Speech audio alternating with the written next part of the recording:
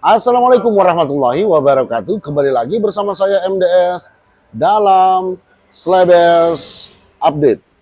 Kali ini saya berada di warung kopi Resopa, di mana tempat ini tempat yang sangat familiar untuk masyarakat utara kota. Tidak lain dan tidak bukan, program ini untuk memberikan kepada masyarakat penjelasan yang bersifat edukatif, social control, dan penjelasan-penjelasan yang di luar nalar para netizen sekalian. Baik, di samping kiri saya sudah hadir pembesar Resopa, dalam hal ini Ketua Umum DPP Sulawesi Selatan Pusat, yaitu Bapak Sarifuddin Brahima. Assalamualaikum warahmatullahi wabarakatuh. Waalaikumsalam warahmatullahi wabarakatuh. Ya. Dan Pak Haji, Assalamualaikum Pak Haji. Pak Haji, pembina. Pembina luar biasa. Ya. Nah, kita akan membahas kondisi sosial kontrol kemasyarakatan, di mana sosial kontrol kemasyarakatan ini baik dari segala lini, khususnya di instansi-instansi pendidikan yang berdampak kepada ketidakmerataan, bahkan kesimpan siuran, tupoksi-tupoksi yang ada pada kondisi kali ini. Nah, bagaimana tanggapan Bapak Haji Sarifuddin Brahima dalam hal ini? Ya. Februari 2025. Hari ini tepat jam 2 tadi digemporkan kita di Kota Makassar tentang sistem pendidikan di Kota Makassar, di mana kita ketahui bahwa barometer sebenarnya bisa menjadi barometer dari 24 kabupaten dan kota di bidang pendidikan hanyalah Kota Makassar. Tetapi apalah yang bisa kita banggakan hari ini adalah setelah kita melihat bahwa Platform Merdeka Mengajar di Kota Makassar, kita berada di urutan ke-20. Ini adalah sangat memprihatinkan dan sangat kita malu kepada dari 24 kabupaten dan kota. Lalu endingnya kenapa itu bisa terjadi? Ternyata setelah kita membaca dan melirik dari semua fenomena-fenomena yang terjadi disebabkan oleh sosok Kadis Pendidikan yang menata sistem pendidikan di Kota Makassar, di mana hampir 200 kepala sekolah diangkat lagi menjadi kepala sekolah dengan atas nama PLT. Padahal kita ketahui semua bahwa yang namanya PLT masa jabatannya adalah 6 bulan. Itu diatur dalam nomenklatur undang-undang dan peraturan-peraturan pemerintahan, itu harus ditandatangani oleh yang namanya Sekda Kota Makassar. Tetapi apalah yang sekarang dilakukan? Ini adalah pelanggaran-pelanggaran.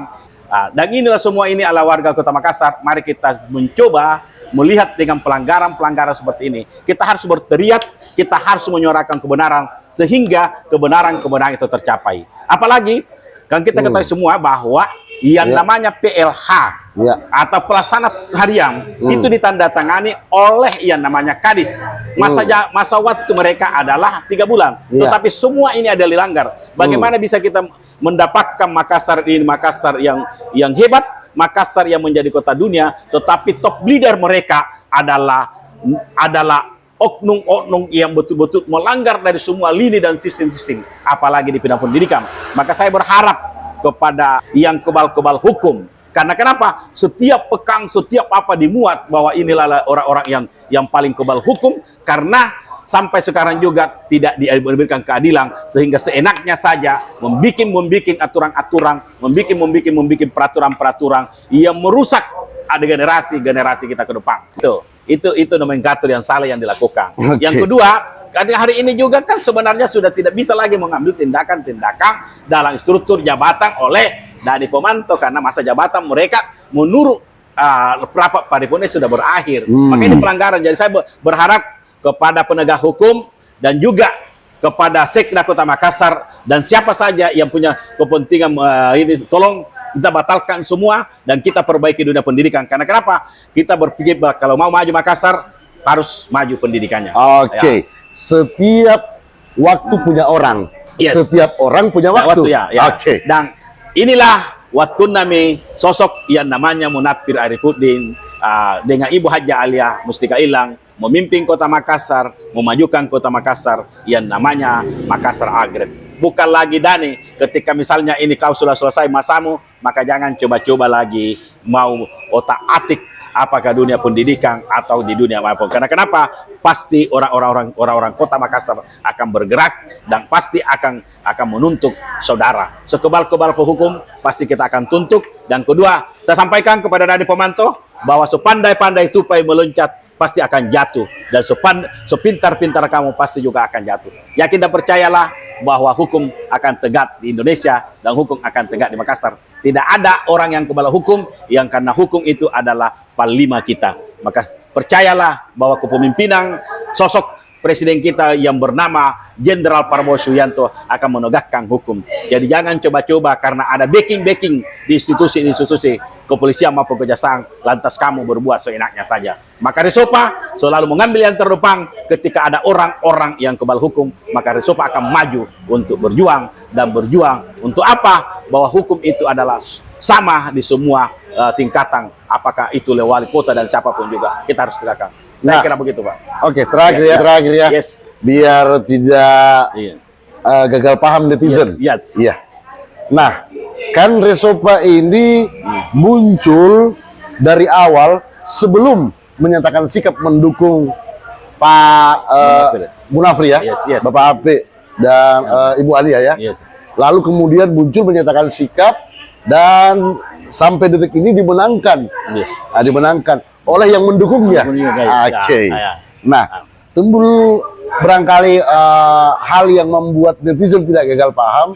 Sebenarnya sekali lagi saya katakan, Resopa ini tersebar di mana saja. Ya.